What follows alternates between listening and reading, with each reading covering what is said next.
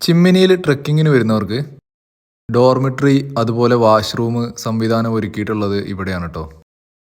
നമ്മുടെ trekking programme കഴിഞ്ഞിട്ട് ഒരു ഉച്ചയോടെ നമ്മൾ ഫുഡ് കഴിക്കാൻ വേണ്ടി ടീം എല്ലാവരും കൂടി ഇവിടെ എത്തി.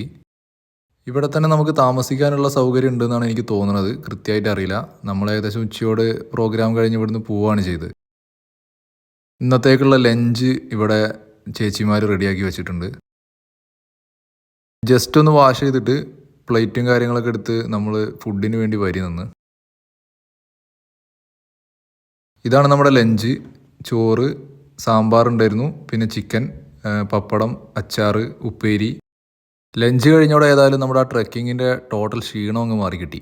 ട്രെക്കിങ് കഴിഞ്ഞപ്പോൾ ഇന്നത്തെ പ്രോഗ്രാമിൽ പങ്കെടുത്തവർക്ക് വേണ്ടിയിട്ട് ചിമ്മിനി വൈൽഡ് ലൈഫ് സാങ്ച്വറി ചെറിയൊരു ഗിഫ്റ്റ് നമുക്ക് തന്നിട്ടുണ്ടായിരുന്നു.